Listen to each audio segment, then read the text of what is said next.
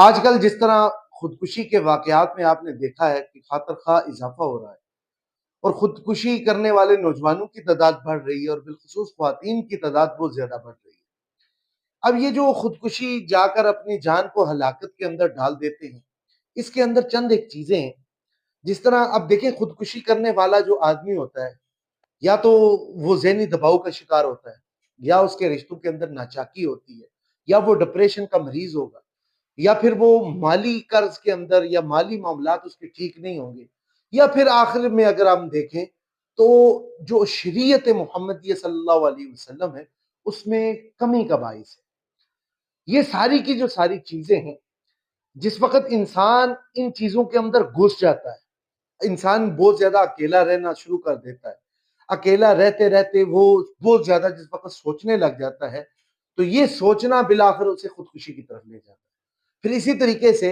بندے کے اندر سٹریس جس وقت بڑھتا ہے، ڈپریشن کا وہ مریض ہو جاتا ہے۔ اب وہ کسی معاملات کو نہ وہ اپنے قریبی کسی رشتہ دار کو بتا سکتا ہے، نہ کسی وہ دوست کو بتا سکتا ہے، اور نہ ایسا دوست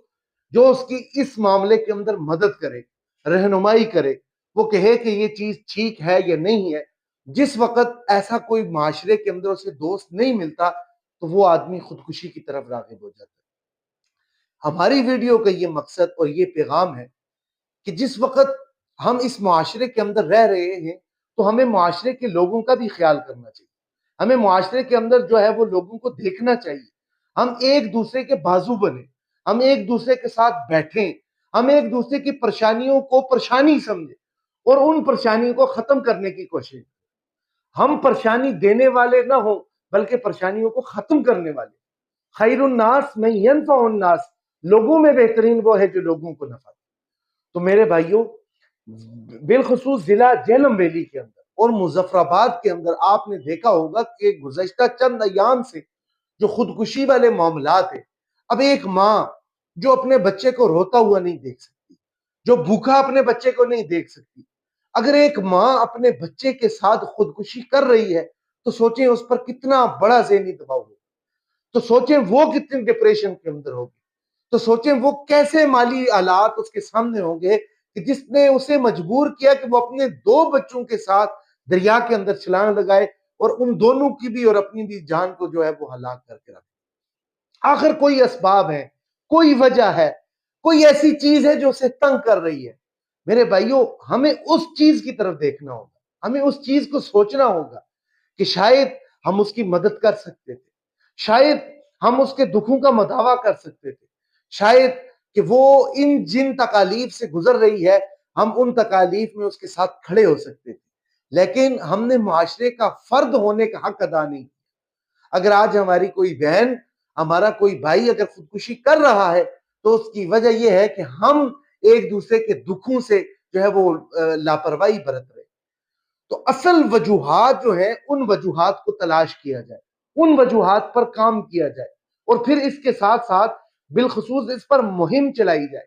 نوجوانوں کے پاس پہنچا جائے، نوجوانوں کو اس پیغام کو بالخصوص سکولوں کے اندر، کالجز کے اندر جہاں پر بچے کثیر تعداد کے اندر ہوتے ہیں، وہاں جا کر درس و تدریس کا معاملہ کرنا چاہیے۔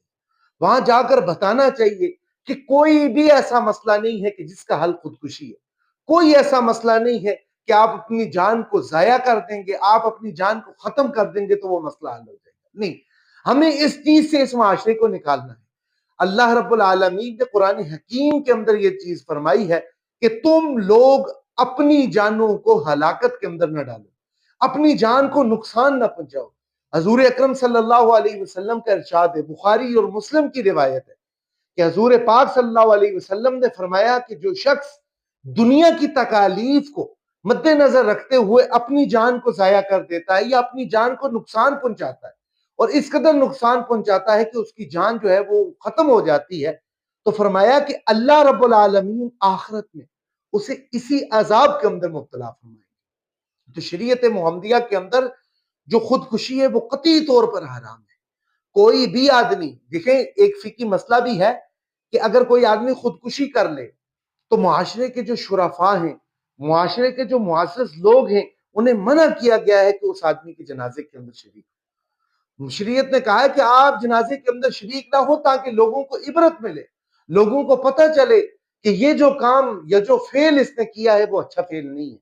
لیکن میرے بھائیوں یہ اس وقت ہوگا جس وقت ہم ساتھ ملیں گے، معاشرے کے ساتھ چلیں گے، اپنے چھوٹے بڑے بھائیوں کے ساتھ ان کے مسائل پر گفتگو کریں گے اور ان کے مسائل حل کرنے کی کوشش کریں گے، تو خودکشی کے بڑھتے ہوئے جو رجحانات ہیں یا خودکشی کے بڑھتے ہوئے جو واقعات ہیں، اس کو کمی کرنے کے لیے کیا کیا تدابیر ہو سکتی ہے، کیا کیا سوچ ہو سکتی ہے، کیا کیا کام ہو سکتا ہے، کیسے کام ہمیں کرنے چاہیے، ہم کس طرح کے کام کر سکتے ہیں، یہ ساری کی ساری چیزیں آپ پر چھوڑتے ہیں کہ آپ ہمیں بتائیں، تاکہ ہم سب مل کر اس خودکشی کے خاتمے کے لیے کہ نوجوان یا ہماری خواتین اس طرف قدم نہ بڑھائیں، تو ہم کیا ایسا پلیٹ فارم جو ہے وہ تیار کر سکتے ہیں۔ تو مجھے آپ سب حضرات کی جو رائے ہے وہ درکار ہے۔ انشاءاللہ ہم اس پر کوشش کریں گے جہاں تک ممکن ہو سکے، قرآن و حدیث کے ذریعے، مالی معاونات کے ذریعے، ابتدائی سحر فاؤنڈیشن کے پلیٹ فارم کے ذریعے جو ہم نے پلیٹ فارم بنایا ہے، جہاں ہم نے غریب و نادار لوگوں کے لیے بہت ساری چیزوں کا بندوبست کیا ہے، تاکہ ہم اس پلیٹ فارم کو لے کر چلیں اور پھر لوگوں کو بتائیں کہ ہم کیا کیا مسائل جو ہے وہ لوگوں کے حل کر سکتے ہیں۔ تو مجھے اس پر آپ کی رائے درکار